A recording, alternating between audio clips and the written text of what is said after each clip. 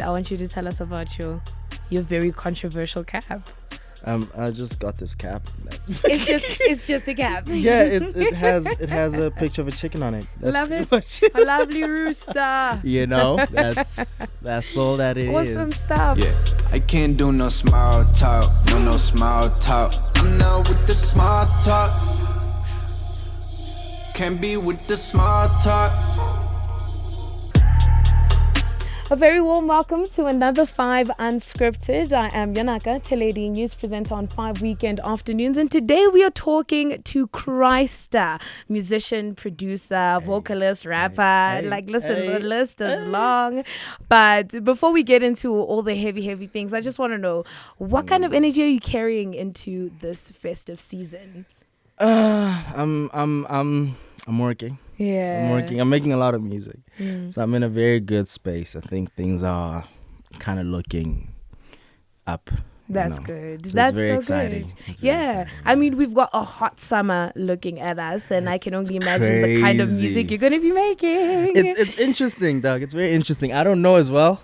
I'll be honest with you. You're just going to see as it goes. Yeah. But I think amapiano is still in the forefront, even though it's kind of morphing into different sounds and we're kind of incorporating it. But it's exciting. You know, you speak about how amapiano is kind of at the forefront, and I think with one of your latest projects, I want us to talk about that. You sampled Stardust. I think what is it? Music is yes, music is better with you. Yeah. So what made you, when you heard that song, think of going amapiano sample with it? Like, how did that come about? You know, it's crazy, nah. I don't like know old songs like that. Like I came from a household that was very gospel, so I wasn't exposed to a lot of sounds, right? But that specific sample was purely Keenan. Like, he knows all these songs and he's always like, I want to take this. So we get to the studio, he's like, yo man, you take this, you take this, you take this, and he just gives us samples. He chops them himself and he could just kind of, spread them around. And that specific sample was started by another friend of mine, Oriya, and he started like just building on it, and then I kind of came in and Did your thing. yeah, everyone's touching. It's literally like a family affair. Oh, yeah. Like, it's a genuine. I think working with AKA is a very. It's genuinely a family thing. Everyone's involved. Your ideas matter, my ideas, but he has a vision, and I think that's why he's been able to last so long in this game. Like, he's not scared of giving credit, because a lot of artists will not give producers credit. They will not give them the shine. But he is a music producer himself, and it's very dope. So, that's cool, man. I mean, I know with your journey, you've worked with a bunch of major artists, but I also know that growing up, you were very much that computer geek, that nerd, someone that loved to like. How you know this? I know this. I know a lot of things, Christer. I know a lot of things. How did you navigate, working from being that person to now working with a bunch of other producers? I mean, with Lemon's Lemonade, there's a lot of producers that are credited on the song. Yeah. So how did you get over being I don't want to say a loner, but being an isolated worker to having to collaborate with other persons? It's interesting. I don't think I'm over it. I'm very comfortable being by myself. Yeah. Like, I'm at home. I'm at peace when it's just me and the computer and nobody else. But I think you grow from working with peers, and so it's really helped me to be the music producer that I am now, which is collabing, watching how you do something. I'm learning from you. I'm giving you. I think that's part of growth. But it's not comfortable. I'm not gonna sit here and be like, yeah, no, bro. I'm a very anxious human being. Yeah. When I'm around people, it's just. It feels weird. Yeah, it's draining. You know how sure. You're an introvert and being out kind of drains you, and you gotta step outside, recoup and come back. Yeah, I'm that type of guy. So being around people is very hard, but it's worth it, I think, for the journey. I mean, you speak about how it's worth it for the journey. Yeah. You recently, and when I say recently, I speak about last year, made the switch from producer to also being on your own vocals and being the artist on your own tracks. We hear Uzobuya that also just recently came out. Boom, boom. What's it been like now being behind the mic as well and not just behind FL? Hey, it's interesting. It's interesting. It's fun. I think music is expression. So I think there are some things that are easier for me to just plainly speak about. I put a lot of emotion in the music when you're creating. It's a release. And I think sometimes there are times where it's you can't quite, you know what I mean? I release feel you. So speaking on the mic sometimes helps. Singing on the mic, it's all expression. And I ended up having so many songs that it was just me expressing myself, just kind of, especially when I go through stuff. And I was kind of pushed to be like, oh man, this is fire. Drop it. Now. So it's a very interesting journey. It's different from a music producer's journey, but I think you do realize that artists do go through a lot, man. Like it's completely different, but it's worth it for the growth, for the journey. It's interesting, yeah. I mean, that's so beautiful. I think when you also speak about how it's worth it for the growth and it's worth it for the journey and things like that, I also start thinking to what kind of inspiration brought you to this path rather, like in music. What said to you as the young Christer, I think music is my calling. I don't think I need to be a lawyer. I don't think I need to be in business or in commerce or anything, but I do want to do the music thing. Bruh, I don't even know. I don't even know, dog, because my whole life has been music. I used to sing with my moms. Like funny story, growing up, like we didn't have a TV. So I'd use like this toilet, that brown thing inside the toilet roll. Yeah. I'd literally perform for my family. Like it was just when I was an only child though, before my siblings and everything. But we still got like pictures from back then. So I've been about this music stuff, and I think music going from becoming your career, it's that's the hardest part. I think that's the hardest transition from being a hobby into being something like I want to do this for my life. It's a different kind of challenge. Relying on your passion to feed you can easily make you lose your love for your passion. Oof. That's and I think that's why you see a lot of musicians get depressed. It's a lot, bro. It's a lot because you go from doing it because you love it to doing it because you have to, because you know what I mean? And at the end of the day, I understand you gotta work. You need something that you do in life to be able to pay rent, to, do all these things. But I think choosing to do what you love as a career, it puts pressure.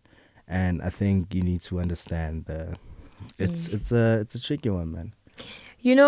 You speak about how it's kind of a process. Just everything is a process when it comes to music. And I got a chance to see you going through the behind the scenes of Amachens. Oh, yeah. And you were adding I think a guitar in there, and you said you wanted it to sound more live. Yeah.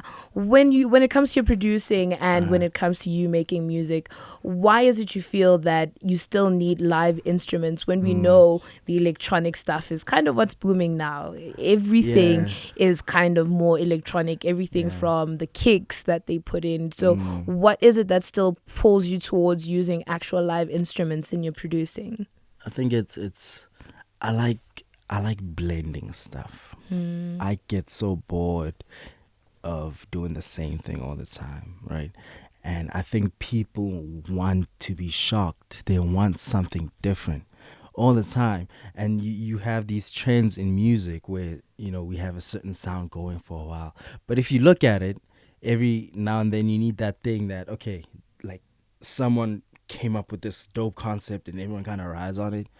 But then you need something that just interjects and it's like, oh, what is that? You know what I mean? And I think it's evolution of music, man. You bring in the old, you come with the new, you blend the old with the new, you blend these genres. I think some of the biggest songs that I've been able to work on have always come from that type of concept where it's not this specifically. We're taking this, and putting them it into together. one, and it's fun, man. Yeah. It's fun to experiment and just try push boundaries. Sometimes it doesn't work out. Yes. Sometimes for you sure. have the worst song ever, but luckily no one's ever gonna hear it. You don't have to drop it, But there again, Yeah. how do you critique your own work? How do you sit and say, okay, this is not a good song. I'm not going to release this. I'm not comfortable with people hearing. How do you determine? Because it's not like when you make a song, you're like, this one's going to be a hit for sure. You know what the thing is? Yeah. A lot of people lie to themselves. And I've been in studios where it's like, but guys, you're lying here. You're lying. It's always interesting, Doug. I try my best to be honest with myself. But I think most of the time you go off feeling. There are songs that you'll make in 30 minutes and you play it for the next 5 hours on repeat. And it's just like those types of feelings, and playing it for people, I think. And being open to take criticism, because there's a lot of times where, because I'm giving you my baby, this is my baby, like, this baby's ugly, then I get offended. Yeah, it's a newborn baby, they don't look so good right now, but like give it 2-3 weeks, you know what I mean? It'll grow on you. Yeah, I think you need to be honest with yourself. You need to take correction and understand that me making a bad song does not make me a bad musician. I think a simple example is Ed Sheeran. He was talking about 10,000 hours, and he's like, it's like a tap. When you build a tap and you got a new tap, you turn it on and crap water starts coming out. Yes. Right? It's water, it has dirt, it has brown, yeah. But it needs to go out. Eventually the water will be clear clean. water. Exactly, that you can drink, you can use. And every now and then there will be brown water that comes out with a little bit of chlorine, you know what I mean? It's not good, but it doesn't mean you close the tap. Just because let it keep flowing. You gotta let it keep flowing. And as it keeps flowing, you grow, and the cleaner the water, and so that's how I see it. Don't you ever get afraid of making music that sounds the same? Don't you ever feel sometimes that fear from one project to the next? Like, I don't think there's much of a difference. Yeah. And how do you overcome that?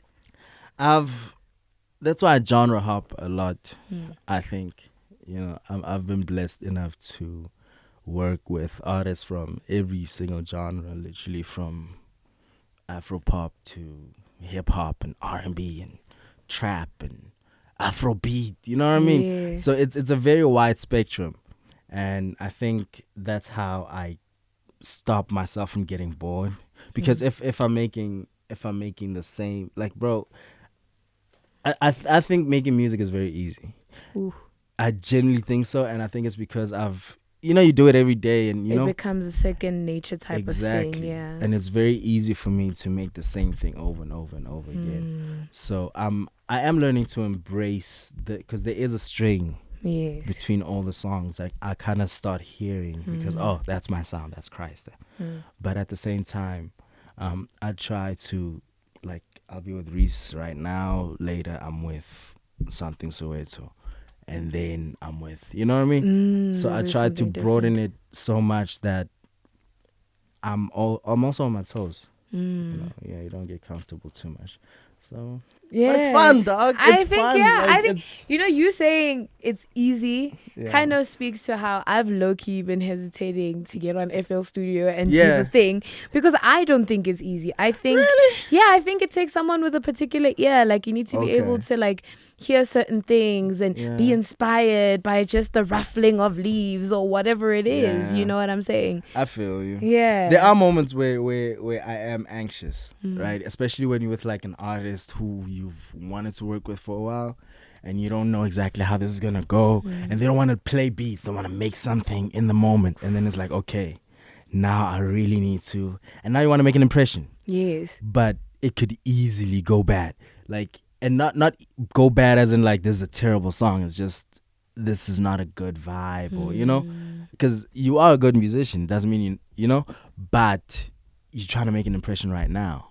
So sometimes it gets anxious. A little bit, yeah. But it's part of the journey, man. And I've heard from a little bird that you would like to collaborate with the likes of Adele one day. Who told you that? I know these things, Christer. That's great. Yeah. But, we've heard her new project come out, and we're kind of getting a sense of her new sound and what that's like. Do you think it's still something you could see yourself working towards? Oh, definitely. If so, what kind of other sounds would you actually incorporate with her work already? So me being from South Africa, obviously you would try to incorporate some South Africanness in it. But I think the biggest reason for me wanting to work with Adele would be for my selfish reasons. Okay. For me to be able to tap into her world and do it so well. You know what I mean? I think that's the biggest flex for me, to be able to be like, yo, I don't listen to country, or I don't, I'm not from that world, but I'm such a good musician that I can tap into it. And you know what I mean? And produce something from it. Yeah, really, yeah. I feel you. That's my favorite so cool. thing. I was listening to this song, I think it's Daddy Lessons by Beyonce. Yes. That's her best song. You think it's her best Controversial. song? That's her best song ever. You know why? Why? She is from Texas. Yes, for sure. I get it. For sure. The whole thing. But I've never heard her on that. And the way she just listened to that song, bro, it took me a while because it's a distinctive Beyonce sound, it's right? one you don't hear all the time. You but can hear this Beyonce singing. But it's like she tapped into a different world. You know what I mean? And she did it so well. And then she came out of it. For me, that was mind-blowing. And then what that reminds me of is the power it takes for, I think, a musician to tap into like their authentic self, because that's a very much real part of who she is. Yes. And make it palatable to her audiences that are more R&B, more pop. Would you ever actually, other than country music, venture into other genres that aren't as widely palatable to the South African ear? Like what? Like what? Well, for example, the other day I was actually listening to rap, a type of like a Swedish rap music. Oh, that's crazy. It was it was a little on the aggressive side, so it's like, and I didn't understand what's going on, so it's less palatable for me because now I'm also confused. My English ears like Look, I'm always game, dog. Like it's always. Like I said, I don't want to get bored. Yeah. You know what I mean? And I take these challenges, and it's fun. It's fun for me. So I'm definitely I try anything, bro. Like I was in the UK, I'm with these guys and they listen to drill. Like we're in the basketball court, they are listening to. We don't we know it. Yeah, every now and again. We don't bump it like on a regular. Yeah. You know what I mean? These guys are chilling, listening to drill. I'm like, yo, I gotta make a drill beat. We get to studio that night. This guy's from the UK, and we tapped into that, and it was so beautiful that even the guys are like, yo, man, you've never made a drill beat? Like, you sure? I've never. So it's fun. It's fun. I want to do more of that. So. Okay, so are we expecting something drill from you soon? No, that's the nice thing about being a producer. I can go to the UK, meet an artist, work with them, and it's their song. And I'll probably post me like, oh yeah, I produced that too. Whoa, but it's fun, dog. I don't think I would feel okay with arriving at a place, working on a project, and leaving it there. I mean, I have it, but it's. It is what it is. It is what it is. You do it, you close that chapter and you leave it at that. It's fun. Yeah. It's a workout. That's pretty cool. Now, I want to get into a final thing. One thing I always wonder about artists is the looks that artists go for. Yeah, in terms of what inspires you fashion-wise and what you look to when it comes to putting certain pieces together. Do you think you're at a point right now in your fashion life, in your fashion journey, where you see yourself going back vintage way, or you see yourself going the modern route? I mean, you see what Kanye does with some of his things. I think it's less vintage but more futuristic. Yeah, it's like experimental. Yeah, man. I don't know. I've never considered myself like a fashion icon or whatever. Icon. But like I'm starting to enjoy trying new things. what visually. Visually, Yeah, yes. because I've always considered myself a sonic artist, but I'm kind of tapping into it now. You know, it's interesting. I mean, I've been at a point where I genuinely didn't care what I Yeah. looked like, Me and you both. and you know, but And now I'm at that. Me and you both. Now like, I'm hey, at that bro, point like, let too. me, yeah, you know what I Try to mean. do the right thing. Exactly. Yeah. I think it's also a part of expression. So I don't know, dog. I don't know where I might go, but I might go anywhere. Yeah, I might go anyway, it's anywhere. possible. Yeah. I mean, I was even speaking to my team like just this past week, and like, yo, man, we got like this. I'm like, yeah, let's try it. Let's try it. I'm very open, especially right now in terms of fashion. Yeah. Yeah, you're not gonna let anything kind of restrict you or I'm anything. not, dog. The reason I asked you that is because I want you to tell us about your very controversial cap. I just got this cap. It's just a cap. Yeah, it has a picture of a chicken on it. That's Love pretty it. much A lovely rooster. You know, that's all that it is. Awesome stuff. Awesome Yeah, stuff. man. Now, just in closing, before I let you go, Yeah. I know it takes quite a lot, I think, to make something, put it out into the world. And congratulations on your plaque for Lemons you. Lemonade. It's a beautiful one. Shout out Keenan. Shout out Yeah, Keenan. for sure, for you know sure, how many for sure. platinum songs we got, but Keenan was the first guy. Be like, yo, Wow. man, you know. That's so So, beautiful. Because I yeah. saw you all got like your own plaques. Yo, and he made it's sure- a big deal. Bro, that's why I say like that's a very he is a producer himself, and it's easy for an artist to say, "Yo, I did this, I did this, I did this," but for him to make sure that every single person on the song, whether you put in a snare, a hi-hat, or Yeah. whatever you did, You get the you credit. are part of this journey. Yeah. That's amazing. A lot of Yeah. people don't do that. So shout out. coming with that Yeah. that plaque Yeah. and everything else that the song means, are you feeling any pressure at all for next year and kind of your next big project that you'll be doing? Nah. I wish I could tell you guys what's going on. There's a lot going on. There's a lot going on. There's a lot going on. I can say this. Right Yeah. now, I feel like the internet has helped so many of us break these boundaries of country and territory. You know what I mean? Like you get random DMs from, you're like, no, this is not the guy. Not the one. This is not the guy. Then you get, oh my God, it's the actual guy. You know, so there's a lot of that going on right now, and I can tell you that people are looking at Africa in this very moment. You know what I mean? They are looking at Africa, and it's not just the artists. They're looking at producers. They understand. I think South Africa has some of the best musicians in the world. And for a very long time, it's always been about exposure. It's been about getting these people out there, you know. But right now, I can tell you that A&Rs, managers, record labels, whatever you can think of, the artists themselves, they are looking at us, bro. Like, it's crazy. So I think South African music in like 5 years, it's going to be crazy. Yeah. Trust me. And these guys are putting budgets finally behind us. Wow. Like, you know what I mean? That's beautiful, yeah. It's amazing, yeah. So it's exciting. Would you say amapiano was a catalyst of this at all? I think amapiano. I think Gqom was the foundation of that. I think my main issue is this, right? I feel like we get over stuff very quickly. And if you notice, we have trends. We'll like this sound for a little bit, and then it gets saturated, and then we get a new sound, and then it gets saturated. Everyone's doing it. Yeah, I think Gqom was like so sonically different. It was like, yo, what is this? Where is it from?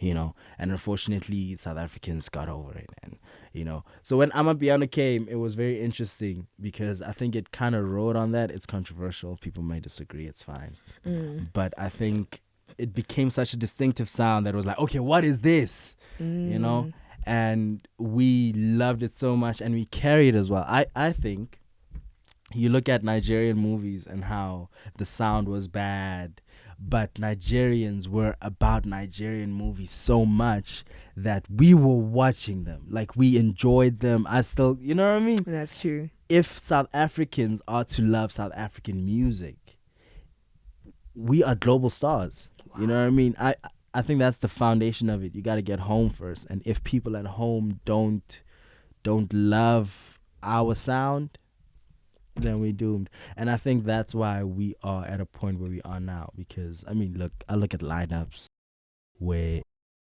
people from outside come in the country and they have shows and whatever, but Blxckie will have a bigger response. You know, Foka will come on stage and it's like, you know what I mean? Different energy, and for me, that's my favorite thing to see. Wow. It's we love ourselves. We love our music. I've always been jealous of that, and I think it's finally happening. It's crazy. Oh, that is such a beautiful way to close this conversation off. I had a beautiful one with Christer, musician, producer, rapper, vocalist, and his resume is very impressive. We were talking just a little bit about what it is to be a producer in South Africa, what that looks like, what it looks like to also be evolving as a producer in today's music scene. Yonaka Theledi is my name, and I'll catch you on weekend afternoons every Saturday and Sunday, giving you the news. Peace. Yeah, I can't do no small talk, no small talk. I'm not with the small talk. Can't be with the small talk.